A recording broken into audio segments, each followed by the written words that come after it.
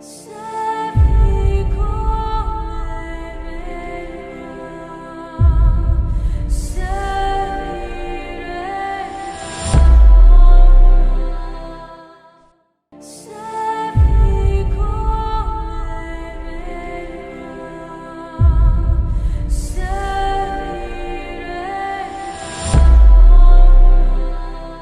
don't know what it is you are expecting and waiting for Christmas. கிறிஸ்மஸுக்கு நீங்கள் என்ன எதிர்பார்த்து உட்கார்ந்து கொண்டிருக்கிறீர்கள் என்று எனக்கு தெரியாது. But I want to share with you about an amazing gift that was given.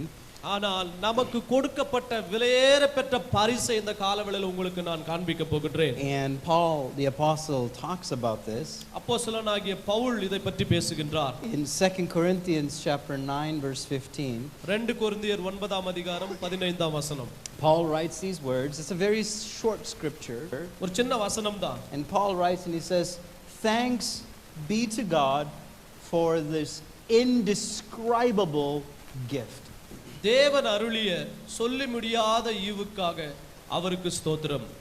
You know, we're so excited during the season of Christmas because, you know, we give gifts, we receive gifts. Many of us, you know, this week we're going to spend a lot of time shopping for people and friends.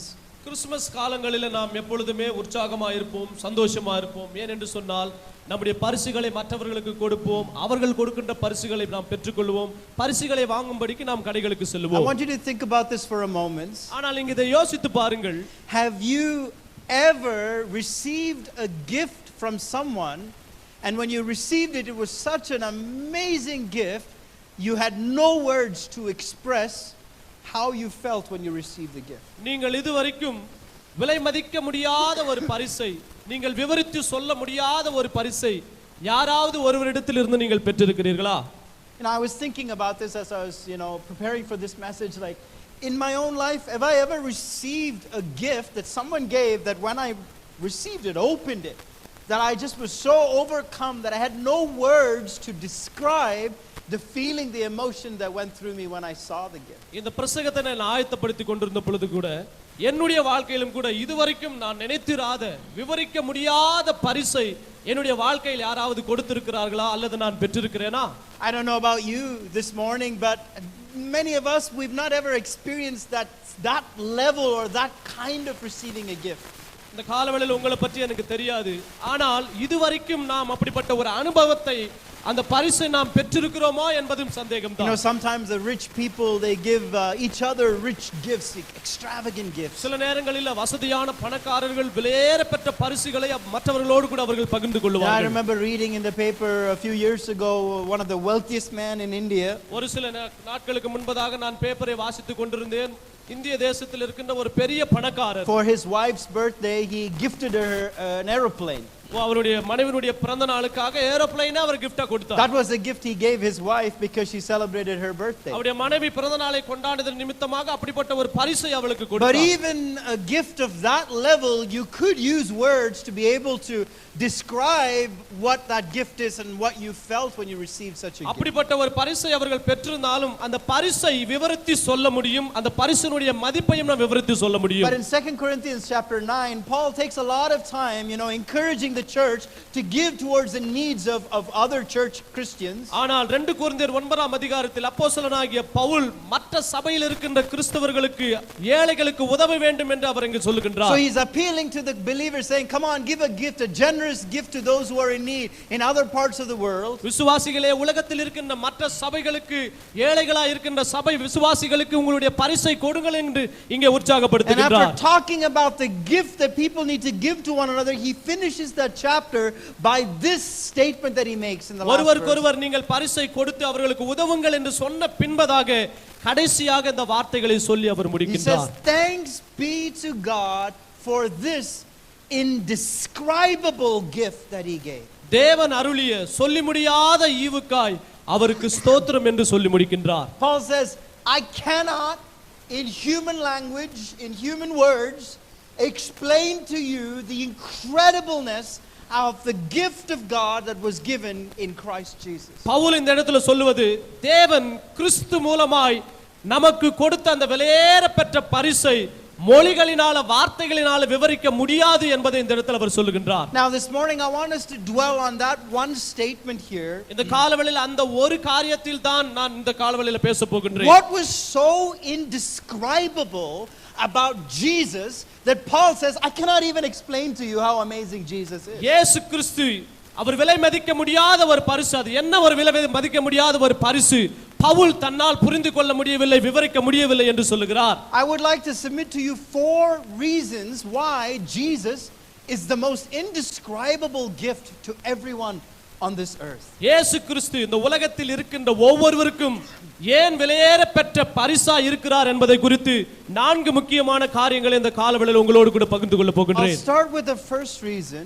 முதலாவது ஒரு காரணம் என்னவென்றால் Jesus, his gift that he is indescribable because of the nature of who Christ is. இயேசு கிறிஸ்து விலை மதிக்க முடியாத ஒரு பரிசா இருக்கின்றார். ஏன் என்று சொன்னால் அவர் இயற்கையாகவே மனுஷ பிறப்பிலே அவர் விலை மதிக்க முடியாத ஒரு பரிசா இருக்கின்றார். The nature of Christ. அவருடைய சுபாவம். That's what makes Jesus almost indescribable. இயேசு கிறிஸ்துவினுடைய சுபாவம் தான் அவர் விலை மதிக்க முடியாத ஒரு பரிசு என்று விவரிக்கின்றது. How do you describe Jesus Christ? இயேசு கிறிஸ்துவை நீங்கள் எப்படி விவரிக்க முடியும்? How do you describe God becoming flesh and walking among his creation as one of them? How do you describe it in words? தேவன் சிருஷ்டிகர்த்தர் சிருஷ்டிப்பாய் மனுஷ அவதாரமாய் இந்த உலகத்திற்கு வந்து மனுஷர்களோடு கூட நடந்தார். அதை எப்படி நாம் விவரிக்க முடியும்? The Old Testament prophet, he prophesies and he says Christ will be called Emmanuel, which is God with us. பழைய ஏற்பாட்டு தீர்க்கதரிசிகள் கிறிஸ்து இம்மானுவேல் என்று அழைத்தார்கள். அதனுடைய அர்த்தம் என்னவென்று சொன்னால் இம்மானுவேல் என்றால் தேவன் நம்மோடு கூட இருக்கிறார் என்று அர்த்தம். How do you describe the statement God with us? How do you describe it? தேவன் நம்மோடு கூட இருக்கிறார் என்கிறதை நாம் எப்படி விவரித்து சொல்ல முடியும்? How do you describe someone who is all spirit when we are all flesh? How can we describe his incredible greatness? நாம் மாம்சமானவர்களாய் இருக்கும் பொழுது ஆவியாய் இருக்கின்ற அந்த தெய்வத்தை நாம் எப்படி விவரித்து சொல்ல முடியும்? We are limited in our understanding and our knowledge. நாம் நம்முடைய புரிந்து கொள்ளுதலின்படியும் அறிவின்படியும் வாழ்ந்து கொண்டிருக்கிறோம். But he is unlimited in his understanding and his knowledge. ஆனால் அவருடைய அறிவில் அவர் அளவிடப்பட முடியாதவர், அவர் அறிவுக்கு மேலானவர். How can a creation describe to someone else the creator? ஒரு சிருஷ்டிப்பானது எப்படி சிருஷ்டி கர்த்தரை அளவிட்டு சொல்ல முடியும் அல்லது விவரித்து சொல்ல முடியும்? How can someone who is finite describe someone who is infinite? அதாவது அறியப்பட முடியாத ஒருவரை எப்படி ஒருவர் அறிந்து அவரை பற்றி விளக்கி சொல்ல முடியும்? How can you describe someone who has never had a beginning and will never have an end when all of us have a beginning and an end? நமக்கு முடிவும் ஆரம்பமும் இருக்கும் பொழுது ஆரம்பமும் முடிவும் இல்லாத ஒருவரை நாம் எப்படி விவரித்து சொல்ல முடியும்? How can you describe someone who with one word said let there be light and in the midst of void and darkness there was light? ஒரே ஒரு வார்த்தையினால வெளிச்சம் உண்டாக கடவுது என்று சொன்னால் இருளில் மத்தியில வெளிச்சம் உண்டாகவே அவரை பற்றி யார் விவரித்து சொல்ல முடியும்? How can you describe someone who is one word can raise up those that are dead back to life again? ஒரே ஒரு வார்த்தையினால மரித்தவர்களை உயிரோடு கூட எழுப்புகின்றாரே அவரை குறித்து யார் விவரித்து சொல்ல முடியும்? How can you describe someone who breathes and brings life to anyone who receives his breath? தன்னுடைய ஜீவ சுவாசத்தை எல்லாருடைய நாசிலும் கொடுத்து அவர்களை ஜீவ ஆத்மாவாய் மாற்றினாரே அவரை குறித்து எப்படி விவரித்து சொல்ல முடியும்? How can you describe someone who is so infinite that he is everywhere at all the time, knows everything at all times? எல்லாவற்றையும் அறிந்தவர், எல்லாவற்றிலும் இருக்கிறவர், எங்கும் நிறைந்திருக்கிறவர், அப்படிப்பட்டவரை யார் விவரித்து சொல்ல முடியும்? Paul says our minds cannot comprehend the incredibleness of Jesus. Pavul இங்கு சொல்லுகின்றார் இயேசு கிறிஸ்துவினுடைய மகத்துவத்தை நம்மால் விவரித்து சொல்ல முடியாது என்று சொல்லுகின்றாரே. He writes in Philippians 2:16 he says Christ who is in the very nature of God did not consider it equality, he stepped down to become one of us. பிலிப்பியர் 2:9 அப்போஸ்தலனாகிய பவுல் சொல்லுகின்றார் இயேசு கிறிஸ்து தேவனுடைய ரூபமாய் இருந்தும் அதை அவர் கொள்ளையாடின பொருளாக எண்ணாமல் அடிமையின் ரூபம் எடுத்து இந்த உலகத்திற்கு வந்தார். How do you describe a creator who would leave his infinite power and take on the image of man with limited power and limited understanding. சிருஷ்டி கர்த்தர் ஒரு சிருஷ்டியின் ரூபம் எடுத்து தம்முடைய வல்லமையும் முழு மகிமையும் அடக்கி கொண்டு இந்த உலகத்திற்கு வந்தாரே, அதை எப்படி நாம் விவரித்து சொல்ல முடியும்? Church, I tell you this morning. சபையே, இந்த காலவெளியில் உங்களை பார்த்து நான் சொல்லுகின்றேன், For more than 2000 years since Jesus has arrived, இயேசு கிறிஸ்து 2000 வருடங்களுக்கு முன்பதாக இந்த உலகத்திற்கு வந்தார். Man still cannot fully describe the incredible event that took place when God became flesh. தேவன் மனுஷ அவதாரமாய் இந்த உலகத்திற்கு வந்தார். இன்றும் மனிதனால் அதை விவரித்து சொல்லவே முடியவில்லை. No other person has received more songs about him, more poems about him than Jesus Christ. இந்த காலவெளியில் இயேசு கிறிஸ்துவை குறித்து இன்னும் அநேகர் பாடல்களை பெற்றுக்கொள்ளவில்லை. அவரை குறித்து விவரித்து யாராலையும் சொல்ல முடியவில்லை. There are thousands and thousands and thousands of songs that still talk about God coming down to earth. தேவன் இந்த உலகத்திற்கு மனுஷனாய் வந்தார் என்று 1000 பாடல்கள், பல பாடல்கள் வந்தது. ஆனாலும் விவரித்து சொல்ல முடியவில்லை. Even if you sang every song that was ever written about Jesus, it still will not justify the incredibleness of Christ becoming man. இயேசு கிறிஸ்து வருகையை குறித்து பாடிக்கொண்டிருக்கின்றோம். நாம் பாடிக்கொண்டே இருந்தாலும் இன்னும் வார்த்தைகள் இல்லை அவருடைய வருகையை விவரித்து சொல்ல. And I think this is what happened when Paul was writing this epistle. இந்த நிருபங்களை எழுதும் பொழுது பவுல் இதை தான் யோசித்து எழுதினார். As Paul is writing, encouraging the church to give towards the needs of the other Christians. Pavul இந்த இடத்துல எழுதும் பொழுது மற்ற கிறிஸ்தவர்களுடைய தேவையின் மத்தியில் நீங்கள் கொடுங்கள் என்று கொடுத்து எழுதுகின்றார். And as he's writing it, he comes to this moment where he recognizes what an incredible thing that God did. அப்படி எழுதி கொண்டிருக்கும் பொழுது இயேசு தேவன் நம்முடைய வாழ்க்கையில எவ்வளவு பெரிய பரிசை கொடுத்திருக்கின்றார் என்று யோசித்து பார்த்தார். And I think as Paul wrote these words in 2 Corinthians 9:15, Pavul 2 கொரிந்தியர் 9ஆம் அதிகாரம் 15ஆம் வசனத்தில் இந்த வசனத்தை எழுதும் பொழுது, when he writes, thanks be to God for his indescribable gift. தேவன் அருளிய சொல்லி முடியாத ஈவுக்காக அவருக்கு ஸ்தோத்திரம் என்று எழுதும் பொழுது, when he thought about what happened, என்ன நடந்தது என்பதை அவர் யோசித்திருக்கலாம். he would have been so overcome with emotion ஏனென்று சொன்னால் நடந்ததை குறித்து அவர் உணர்வுபூர்வமாய் துள்ளி எழுந்திருக்கலாம். that he probably got on his knees and says, Jesus. ஒருவேளை அவர் முழங்கால் படியிட்டு இயேசுவே என்று சொல்லி He would இருக்கலாம். have said, I cannot explain to the Corinthian church.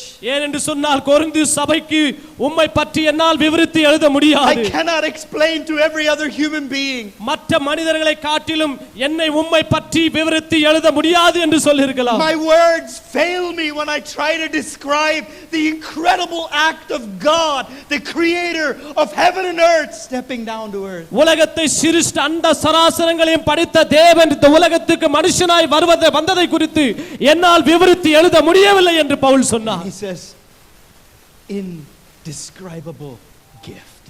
ஒரே ஒரு காரியத்தை மாத்திரம் அவர் சொன்னார், விலை மதிக்க முடியாத பரிசு. I cannot explain this gift of who Christ is, he says. கிறிஸ்து யார் என்கின்ற பரிசை என்னால் விவரித்து சொல்ல முடியாது என்று ஒரே வார்த்தை எழுதுகின்றார்.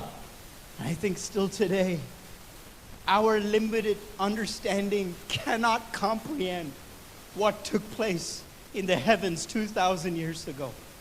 இந்த காலவெளியிலும் கூட நம்முடைய அறிவின் அடிப்படையிலும் கூட விவரித்து சொல்லவே முடியாது 2000 வருடங்களுக்கு முன்பதாக தேவகுமார் இந்த உலகத்துக்கு வந்ததை. All heaven would have stood still in silence, in awe, in reverence to the Son of God who decided to become one of us, simple, helpless, ordinary. In every way he became that. ஓ முழு உலகமும் வானங்களும் சேர்ந்து தேவகுமாரனாகிய கிறிஸ்து மனுஷ அவதாரம் எடுத்து இந்த உலகத்திற்கு வந்தார் என்பதை குறித்து எல்லா சிருஷ்டிப்புகளும் பார்த்து ஆச்சரியப்படுகின்றது. The thousands and the thousands and the thousands of the angels in heaven, ஆயிரக்கணக்கான தூதர்கள் பரலோகத்தில் இருந்தவர்கள் would have stood in utter disbelief when they saw the creator, the master, their king step down from his throne and became a helpless baby who had nothing given to him. சிருஷ்டிகர்த்தர் அவர்களையும் சிருஷ்டித்தவர், சகலத்தையும் சிருஷ்டித்தவர், உதவி இல்லாத ஒரு சிறு பிள்ளையாய் மனுஷ அவதாரம் எடுத்து இந்த உலகத்திற்கு வந்தார். தேவதூதர்களும் அதை பார்த்து ஆச்சரியப்பட்டார்கள். I think This should shock us every time we think about it, church. ஒவ்வொரு நாளும் சபையில் நாம் அதை குறித்து யோசிக்கும் பொழுது அதை நம்மை தாக்கப்படுத்த வேண்டும். God, creator, the one who breathes life, became helpless in form.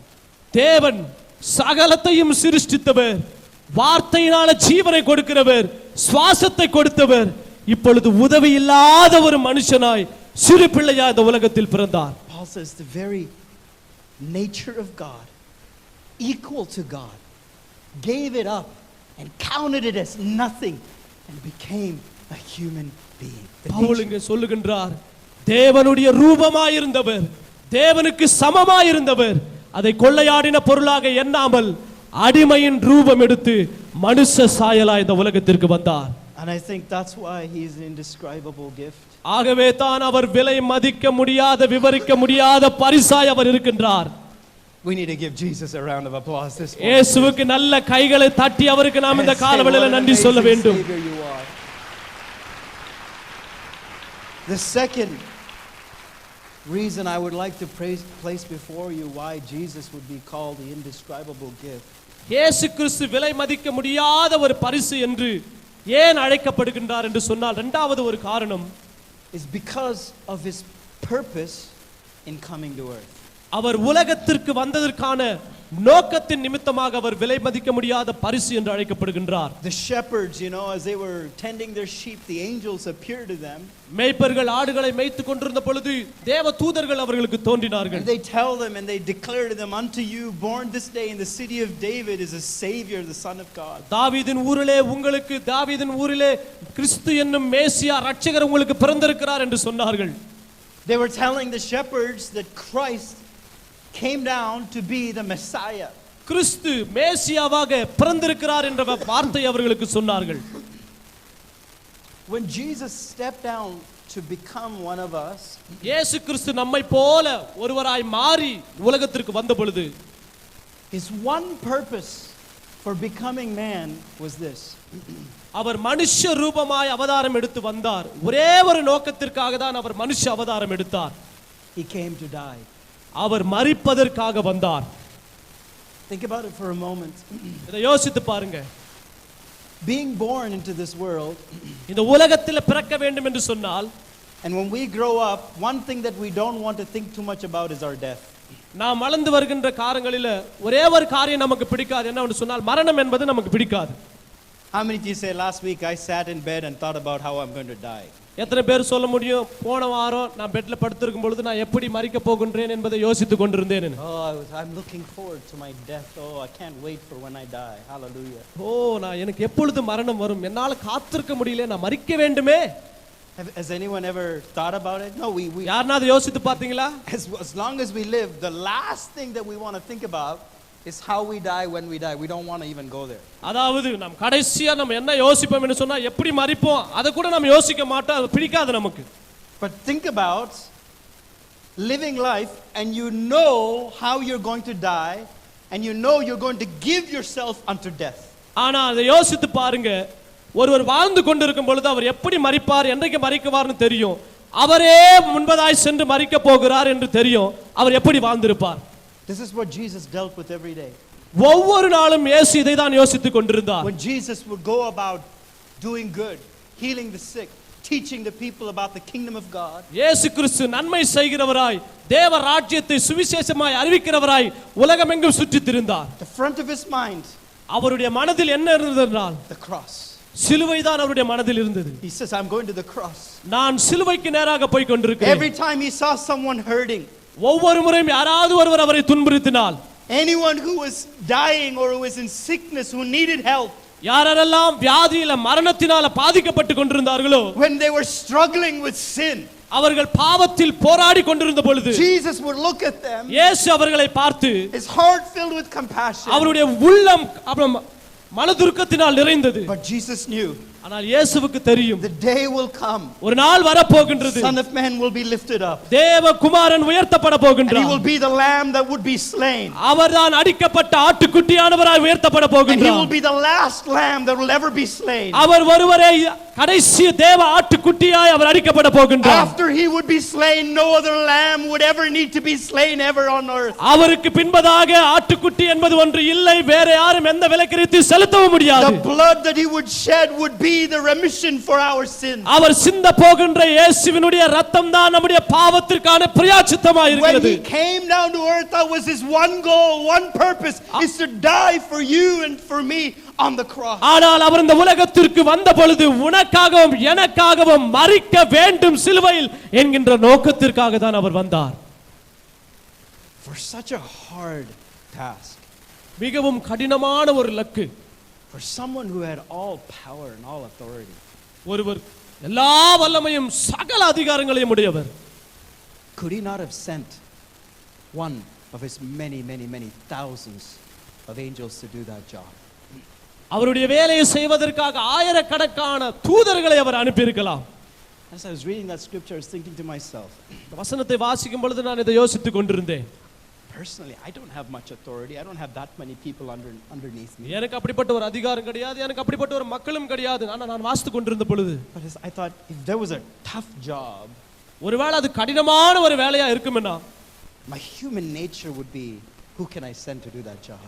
என்னுடைய மனுஷ சுவாபம் என்னவென்று சொன்னால் அந்த கடினமான வேலை செய்ய நான் யாரை அனுப்பலாம்னு தான் யோசிப்பேன். My human nature will not volunteer myself.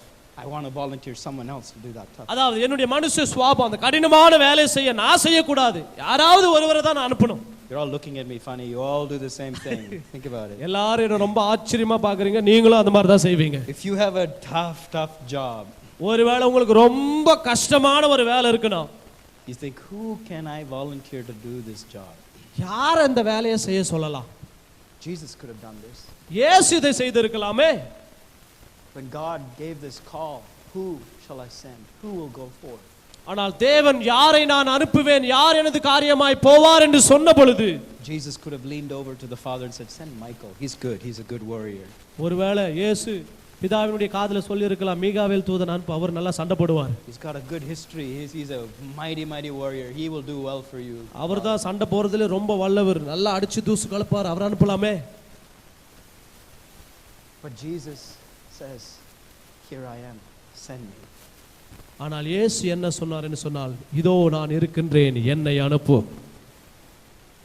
To do the most difficult job, which was to be born on this earth for one purpose, to die for every person that ever lived. கடினமான ஒரு வேலை, மனுஷனாய் பிறக்க வேண்டும், மரிக்க வேண்டும் என்கின்ற வேலையை செய்யும்படிக்கு இயேசு இந்த உலகத்திற்கு வந்தார். Brother, who is born on this earth with just one purpose, to die? We all want to live, but here was God who came down to earth with one goal, to die for you and die for me. And that's why Paul says his gift is indescribable. அருமையான சகோதர சகோதரிகளே, யார் அப்படி அந்த நோக்கத்திற்காக மரிக்க வேண்டும் என்கின்ற வேலையை செய்ய முடியும்? ஆனால் இயேசு ஒருவர் மாத்திரம்தான் அந்த வேலையை செய்தார். அதை தான் பவுல் விளக்கி சொல்லுகின்றார், தேவன் சொல்லி முடியாத ஈவுக்காய் நன்றி செலுத்துகிறேன் என்று சொல்லுகிறார். And his death was not a death of having a heart attack, meeting a sudden death and dying. No. This was the most excruciatingly painful and the most humiliating death anyone can ever endure in the hands of man. ஆனால் இதுவரைக்கும் அந்த மரணம் என்னவென்று சொன்னால் ஏதோ மாரடைப்பினால் வந்த ஒரு மரணம் அல்ல. இதுவரைக்கும் அந்த மரணத்தின் அனுபவத்தை மனுஷன் அனுபவிக்கவே இல்லை. அப்படிப்பட்ட ஒரு அனுபவத்தை இயேசு அவன் அனுபவித்தார். To be humiliated, to be given absolutely no respect when he is God, and to receive that kind of death, that's an indescribable savior. அவர் தேவனாய் இருந்த பொழுது அவர் நொறுக்கப்பட்டார், அவர் அடிக்கப்பட்டார், அவர் கனத்துக்குரியவராய் எண்ணப்படாமல் அவர் நமக்காக அவர் மரித்தார். Paul says, thanks be to God. Pavul இப்படியாய் சொல்லுகின்றார், தேவன் சொல்லி முடியாத ஈவுக்காய் நான் நன்றி செலுத்துகிறேன் என்று சொல்லுகின்றார். When I received Christ, கிறிஸ்துவை நான் பெற்றுக்கொண்ட பொழுது I cannot explain in words what Jesus did for me. இயேசு எனக்காய் செய்த காரியத்தை என்னால் விவரித்தே சொல்ல முடியாது. Such an incredible gift, he says. அவர் சொல்லும் பொழுது விலை மதிக்க முடியாத ஒரு பரிசு என்று அவர் சொல்லுகின்றார். The third reason I would like to submit for you மூன்றாவது ஒரு காரணம் என்னவென்று சொன்னால், is the grace by which Christ is given. கிறிஸ்து மூலமாய் தான் நமக்கு கிருபை கொடுக்கப்பட்டிருக்கின்றது. The grace by which Christ, I'll explain to you, the grace by which Christ is given. கிறிஸ்து மூலமாகத்தான் நமக்கு கிருபையும் கொடுக்கப்பட்டிருக்கின்றது. You know, during the season of Christmas, Christmas காலங்களில we give a lot of gifts to family and friends. நம்முடைய குடும்பத்தாருக்கும் நண்பர்களுக்கும் உறவினர்களுக்கும் நாம் பரிசுகளை கொடுப்போம். And for myself, I spend a lot of time in picking gifts for family and friends as well. என்னுடைய வாழ்க்கையிலும் கூட என்னுடைய நண்பர்களுக்கும் என்னுடைய குடும்பத்தில் இருக்கின்ற உறவினர்களுக்கும் பரிசை நான் போய் வாங்குவது வழக்கம். But all the gifts that I buy, it's a gift because of a reason attached to the person. அதாவது நான் வாங்குகின்ற பரிசுங்கள்லாம் ஒரு காரணம் உண்டு. நான் கொடுக்கின்ற ஒவ்வொரு நபருக்கும் ஒரு காரணம் உண்டு. Dad, I have a gift for you, but the gift I'm giving you is because you're my dad. அப்பா, நான் ஒரு பரிசு உங்களுக்கு வைத்திருக்கின்றேன். ஏனென்று சொன்னால் நீங்கள் எனக்கு அப்பாவா இருக்கிறது நிமித்தமாக உங்களுக்கு ஒரு நான் பரிசை கொடுக்கின்றேன். If you were not my dad, maybe you would not have received a gift this Christmas. நீங்க அப்பாவா இல்லனா அந்த பரிசை நீங்க பெற்றுக்கொள்ள முடியாது. நான் கொடுக்க மாட்டேன். I have a gift for my wife. என்னுடைய மனைவிக்கு ஒரு பரிசு உண்டு. But if she was not my wife, I would not be giving a gift to her. ஆனா அவங்க என்னோட மனைவியா இல்லனா அந்த பரிசை நான் உங்களுக்கு கொடுக்க மாட்டேன்.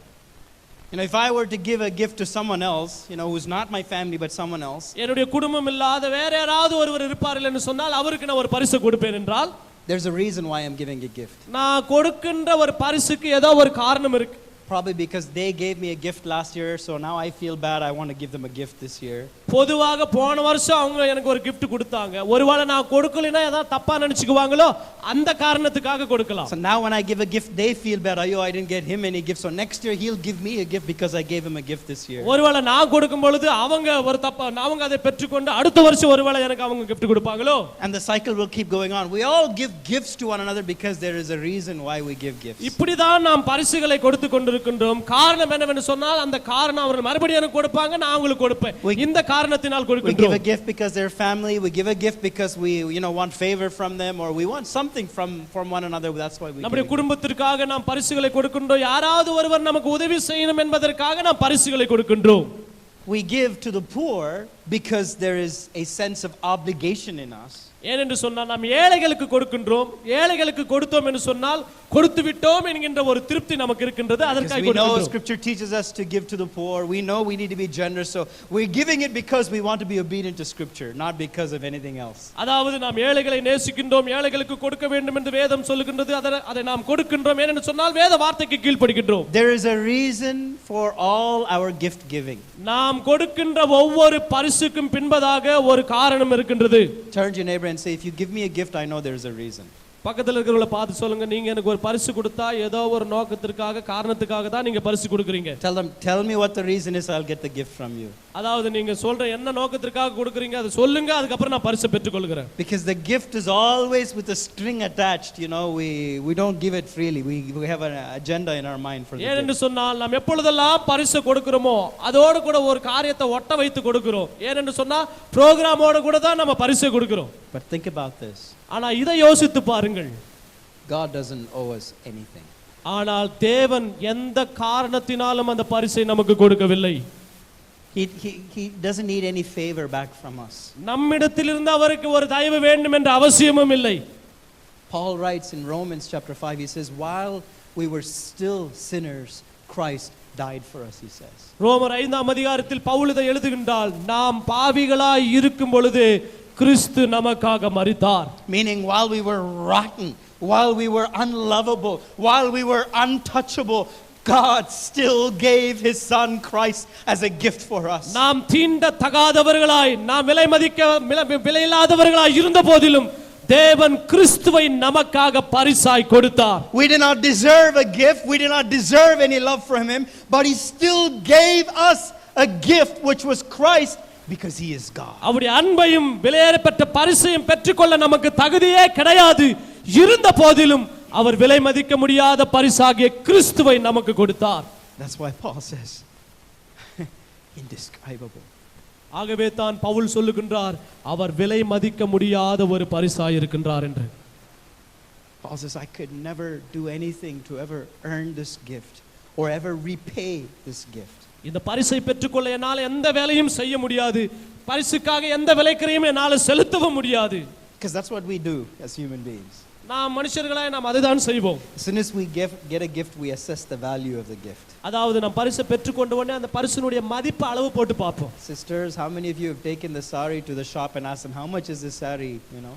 எத்தனை பேர் அந்த பரிசை வாங்கிட்டு அந்த கடைக்கு போயிட்டு இந்த புடவனுடைய விலை எவ்வளவு சொல்ல முடியுமான்னு கேட்டிருப்போம். Because we want to know the value that they placed in us. We want to know the value of the gift so we can give them a gift next year to the same value.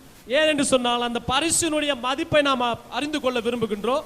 அடுத்த வருஷம் அதே மதிப்புல அவர்களுக்கு பரிசு வாங்கி கொடுக்க வேண்டும் என்று திட்டமிடுகின்றோம். Think about the gift of Christ. ஆனால் இயேசு என்கின்ற விலையேற பெற்ற பரிசை யோசித்து பாருங்கள். You go to anyone, you ask them, what is the value of the gift of Christ? நீங்க அந்த பரிசை எடுத்துக்கொண்டு போய் யாராவது இடத்துல அதனுடைய மதிப்பு என்ன என்று கேட்டு பாருங்கள். Invaluable. எல்லாரும் சொல்லுவாங்க அதுக்கு விலை மதிப்பே கிடையாது, Priceless. அதுக்கு விலையே கிடையாது. You can live for 100 years, work every day of your life and give everything, and you still will never be able to repay the price, the gift of Christ Jesus our Lord. நீங்க 100 வருஷம் உயிர் வாழ்ந்து எல்லா வேலையும் செய்து அந்த பரிசை வாங்கணும், அந்த பரிசை விவரிக்கணும் நினைச்சாலும் அதை வாங்கவும் முடியாது, அது விவரித்து சொல்லவும் முடியாது. That's what Paul is saying. I could never do anything to repay the gift of Christ. ஆகவே தான் பவுல் சொல்லுகின்றார், அவர் செய்த ஈவிற்காக நான் எதையும் செலுத்த முடியாது என்று சொல்லுகின்றார். Number 4, why Paul writes it as an indescribable gift. இயேசு கிறிஸ்து ஏன் விலை மதிக்க முடியாத பரிசா இருக்கிறார் என்று 4வது காரணத்தை பவுல் இங்கு சொல்லுகின்றார். Is because of the effect of the gift on us. நமக்குள்ள அவர் பரிசாய் வந்து நம்முடைய வாழ்க்கையில் தாக்கத்தை ஏற்படுத்தினார். ஆகவே தான் அவரை விலை மதிக்க முடியாதவர் என்று சொல்லுகின்றார். Think about it for a moment. இதை யோசித்து பாருங்கள். You receive gifts from people. ஜனங்களிடத்திலிருந்து நீங்கள் பரிசை பெற்றுக் கொள்கிறீர்கள். Open that gift. அந்த பரிசை நீங்கள் பிரிக்கின்றீர்கள். Excited. Oh, thank you so much. Oh, what a wonderful thought. அந்த பரிசை பார்த்த உடனே ரொம்ப சந்தோஷப்பட்டு எவ்வளவு அழகான ஒரு பரிசு என்று சொல்றீங்க. You're filled with emotion. You're grateful. You're happy for the gift. உணர்வுகள் எல்லாம் எழுப்பப்பட்டு சந்தோஷப்பட்டு அந்த பரிசை பார்த்த உடனே பொங்கி எழுகின்றீர்கள். But a few weeks later, you'll forget about that gift. ஆனா கொஞ்ச நாள் கழிச்சு பார்த்தா அந்த வாங்கின பரிசையே மறந்துடுவீங்க. Or the gift will be torn or broken or damaged or something will happen over the course of time. ஒருவேளை அந்த பரிசு தொலைந்து போய் இருக்கலாம், உடைக்கப்பட்டிருக்கலாம், காணாமல் போய் இருக்கலாம். But think about the gift of Jesus. ஆனால் இயேசு என்கின்ற விலையேறப்பட்ட பரிசை யோசித்து பாருங்கள். Anyone who receives the gift of Jesus, இயேசு என்கின்ற விலையேறப்பட்ட பரிசை யாரெல்லாம் பெற்றுக்கொள்கிறார்களோ their life will never be the same again. அவருடைய வாழ்க்கை ஒரு பொழுதும் அப்படியே இருக்காது. He transforms, changes, and brings about a mighty work in every life that opens the gift of Jesus. இயேசு என்கின்ற விலையேறப்பட்ட பரிசை யாரெல்லாம் பெற்றுக்கொள்கிறார்களோ அவருடைய வாழ்க்கையை ஆண்டவர் மறுரூபப்படுத்தி மாற்றி அமைக்கிறவராக இருக்கின்றார். And the gift of Jesus can never be damaged, can never be broken, can never be lost, can never be given up. The gift of Jesus Christ stands for eternity to eternity and brings us the blessings of God all the time. இயேசு என்கின்ற விலையேறப்பட்ட பரிசை யாராலும் திருட முடியாது, அது அழியாது, அது தொலைந்து போகாது. அந்த பரிசு நமக்குள் இருந்து நித்தியம் வரைக்கும் நம்மை நடத்துகின்ற பரிசாய் இருக்கிறது. Anyone who receives the gift of Jesus Christ, இயேசு என்கின்ற விலையேறப்பட்ட பரிசை யாரெல்லாம் பெற்றுக்கொள்கிறார்களோ, no matter how terrible your life is, உங்க வாழ்க்கை எப்படிப்பட்ட மோசமான வாழ்க்கையா இருந்தாலும், no matter how many curses you have faced in your life, ஒருவேளை உங்க வாழ்க்கையில பெரிய பெரிய சாபங்களை நீங்கள் no சந்தித்திருந்தாலும், matter how big your debt is, ஒருவேளை உங்களுடைய வாழ்க்கை மோசமான சூழ்நிலையில் இருந்ததாலும், I tell you this, anyone who receives the gift of Jesus Christ, their life will never be the same. இந்த காலவெளியில் உங்களை பார்த்து சொல்லுகின்றேன், இயேசு என்கின்ற விலையேறப்பட்ட பரிசை பெற்றுகளுடைய வாழ்க்கை சாபத்தில் இருக்காது, பாவத்தில் இருக்காது. அவருடைய வாழ்க்கை மாற்றி அமைக்கப்படும். Anyone who receives the gift of Christ, இயேசு என்கிற விலையேறப்பட்ட பரிசை யார் பெறுகின்றார்களோ, sin is broken, பாவம் உடைக்கப்படுகின்றது, bondage is broken, கட்டுகள் உடைக்கப்படுகின்றது, sickness will bow down, வியாதிகள் அவருக்கு தலைமுறைக்கு முன்பதாக நடுங்குகின்றது. Generational curses will be broken. சாபங்கள் கடங்கள் மாற்றப்படுகின்றது. Every work of the enemy will be canceled. சத்ருவின் கிரியைகள் எல்லாம் அழிக்கப்படுகின்றது. There is wonder working power in the name of Jesus. ஏனென்று சொன்னால் இயேசுவின் நாமத்தில் வல்லமை உண்டு. No one who receives the gift of Jesus will never be the same. இயேசு என்கின்ற வல்லமையான பரிசை பெற்றுக்கொள்ளுடைய வாழ்க்கை அப்படியே இருக்காது. வாழ்க்கை மாறும். Their lives will be changed. அவருடைய வாழ்க்கைகள் மாற்றி அமைக்கப்படும். Their eternity will be changed. அவருடைய நித்தியமும் மாற்றி அமைக்கப்படும். That's what Paul is saying. அதைத்தான் பவுல் இங்கு சொல்லுகின்றார். Says this gift of Christ on Christmas Day. கிறிஸ்து என்கின்ற விலையேற பெற்ற பரிசு, கிறிஸ்துமஸ் நாளில் கொடுக்கப்பட்ட அந்த பரிசு Indescribable. விலை மதிக்க முடியாது, விவரிக்க முடியாத பரிசு அது.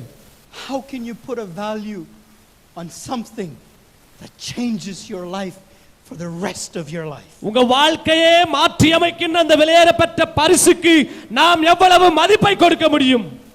Indescribable. மதிப்பை கொடுக்கவே முடியாது. அது விலை மதிக்க முடியாத பரிசு. And Paul says in another passage, he says, I fall to my knees and I say, God, what an amazing God you are. Pavul இன்னொரு இடத்துல சொல்லுகின்றார், ஆண்டவரே என்னால் விவரிக்க முடியாது, ஒரே ஒரு காரியத்தை செய்ய முடியும், என் முழங்கால் படியிட்டு உம்மை நான் தொழுது கொள்ளுகின்றேன். And say you are God, incredible in love, incredible in mercy, incredible in grace. நீர் ஒருவரே தெய்வம், இரக்கமுள்ளவர், கிருபையுள்ளவர், தயவுள்ளவர், உம்மை நான் தொழுது கொள்ளுகிறேன் என்று சொல்லுகிறார். During the next few days when you're busy preparing for the celebration, வருகின்ற நாட்களில் கிறிஸ்துமஸ் காலங்களில் நீங்கள் கிறிஸ்துமஸ்க்கு என்று ஆயத்தப்படும் பொழுது I want you to remind you this important truth. இந்த முக்கியமான சத்தியங்களை நீங்கள் ஞாபகம் வைத்துக் கொள்ள வேண்டும். 2000 years ago, 2000 வருஷங்களுக்கு முன்பதாக something incredible happened. ஏதோ ஒரு மகத்துவமான காரியம் நடந்திருக்கின்றது. The creator of heaven and earth, வானத்தையும் பூமியையும் சிருஷ்டித்த சிருஷ்டிகர்த்தர், the one who breathed life into you, into me, உன்னுடைய வாழ்க்கையிலும் என்னுடைய வாழ்க்கையிலும் ஜீவ சுவாசத்தை கொடுத்தவர், he became a baby. அவர் ஒரு சிறு பாலகனாய் இந்த உலகத்திற்கு வந்தார். The most helpless of all living things, a baby. உதவியற்றவராய் அவர் இந்த உலகத்தில் சிறு பிள்ளையாக இந்த உலகத்தில் பிறந்தார். Even in wild animals, the animals that are born into the wild, within minutes, within hours, they're able to walk, run, and they're able to survive. பாருங்க, மிருகங்களும் கூட பிறக்கும் பொழுது கொஞ்ச நேரத்தில் அவர்கள் எழுந்து நடக்கின்றது, மிருகங்களும் கூட அதுக்கு உதவி செய்கின்றது. But a baby, ஆனா ஒரு சிறு குழந்தை helpless. உதவியற்றவராய், God, helpless. தேவன் உதவியற்றவராய் இருக்கின்றார். One purpose, ஒரே ஒரு நோக்கத்திற்காக, to give life and hope to you and to me. உனக்கும் எனக்கும் ஜீவனையும் நம்பிக்கையும் கொடுப்பதற்காக. Thanks be to God. தேவனுக்கு நன்றி ஆண்டவரே. For Christ, the incredible, indescribable gift. கிறிஸ்து என்கின்ற விலையேற பெற்ற பரிசை நீர் கொடுத்ததற்காக உமக்கு நாங்கள் நன்றி சொல்லுகின்றோம். I want us to remember this incredible thing that happened. இந்த விலை மதிக்க முடியாத ஒரு காரியம் நடந்திருக்கின்றது, அதை உங்களுக்கு நான் ஞாபகப்படுத்த விரும்புகின்றேன். Don't forget there was a price that was paid. நமக்காய் கொடுக்கப்பட்ட விலையேற பெற்ற விலைக்கிரயத்தை நீங்கள் ஒரு பொழுதும் மறந்து போக கூடாது. Where the creator of heaven and earth stepped down. வானத்தையும் பூமியையும் சிருஷ்டித்த தேவன் இந்த உலகத்திற்கு இறங்கி வந்தார். மெசியதா பிறந்தாச்சு, மானிடரே மகிழ்ந்திடுங்க. மெசியதா பிறந்தாச்சு, மானிடரே மகிழ்ந்திடுங்க. மனிதர் நம்மை மீட்க மேன்மையாவும் துறந்தார். மனிதர் நம்மை மீட்க மேன்மையாவும் துறந்தார். மகிழ்ச்சியின் பண்டிகையை ஆனந்தமாய் கொண்டாடுவோம். மகிழ்ச்சியின் பண்டிகையை ஆனந்தமாய் கொண்டாடுவோம். Happy Christmas, oh, Happy Christmas, oh, Happy Christmas, Happy Christmas.